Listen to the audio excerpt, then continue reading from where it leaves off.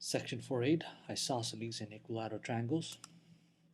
Objective: apply properties of isosceles and equilateral triangles.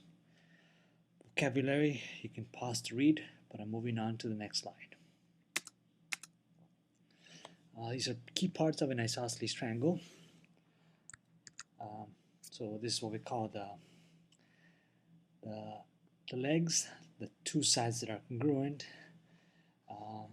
These two sides here is what we call the base angles, and the other angle is what we call the vertex angle. Key terms that you're going to be using throughout not only this section but also throughout the book. Next slide. This is theorem 481. It says this is the isosceles triangle theorem. If two sides of a triangle are congruent, so these two sides, then the angles opposite to the sides are congruent. So these two angles are congruent. This is what this theorem says. 482 is the converse of this one. So this basically should be reversed. Let me read it. If two angles of a triangle are congruent, so these two are congruent, this is what we call the base angles. Then the sides opposite to the angles are congruent, which is what we call the legs of the isosceles triangle. Okay. Next slide. So here's number one. This is find the measurement of angle F. So we're looking for this angle measurement. We're going to apply the isosceles triangle theorem. So you know that these two base angles must be equal, congruent, so I let them equal to x. At this point, I know that the sum of all three angles is equal to 180. I substitute the given information along with the x's, and this is what you get.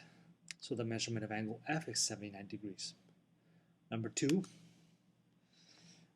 again, notice that you have an isosceles triangle, and I'm looking for the measurement of angle G.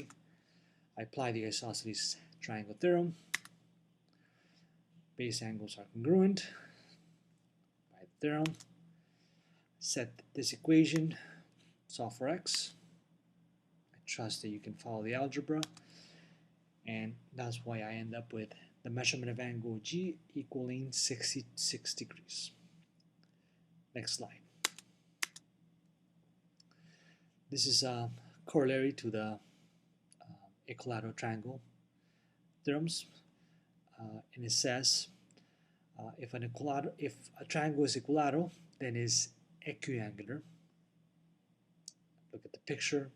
Equal sides implies equal angles. We can take it a little step further. You probably know that means that each angle is equal to 60 degrees.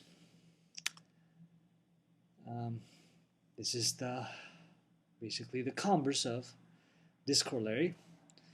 If a triangle is equiangular, then it is equilateral. So now we start out with angles and the hypothesis. The conclusion is equal sides. Next slide. Here's number three. It says find the value of x. Notice that I'm given an equilateral triangle. So I'm going to be applying corollary 483. And from there, I know that this angle 2x plus 32 has to equal 60 degrees. I go through the algebra and I get x equals 14. Let's move on to number 4. It says find the value of y. Now I have an equiangular triangle. I know that these two sides are equal. By corollary 484, I go through the algebra, I add 6, take away 4. That's how I end up with 18. And this is the answer to number 4. Let's move on to the next slide. It says find each value. So for number 5, you're given these two sides, and hence I am going to apply 484 again, the corollary. These two sides are equal, congruent. I have this equation. Do a little bit of algebra here. I add 13 to both sides. I subtract 2/3 from both sides. And this is what I get.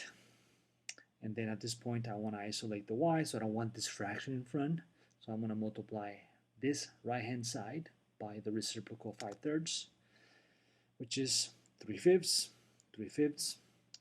All this becomes just 1. So then I have whatever this is equal to the y value, which is 6. This will be the last one, number 6. You're looking for x here. Notice that you have an isosceles triangle in this part of the picture, so you know this is 52. This angle and this angle here, they form a linear pair, so you know it has to be 128. Now at this point, you notice that you have, there's two ways that you can do this. It's just the fact that I have an isosceles triangle, so then I can write the following equation. In this triangle, all angles must add up to 180. Since this is an isosceles, this is also equal to x. The base angles must be congruent. A little bit of algebra, and you end up with 2x equals 52. Take away 128 from both sides. The other way of doing this problem is to recognize that you can actually use the external angle theorem to come up with this equation. These two remote interior angles must equal the exterior angle, which is 52. And that's the other way of doing this problem. So you can skip this part of the problem. And then at this point, you have x equals 26. And this is the end of the video.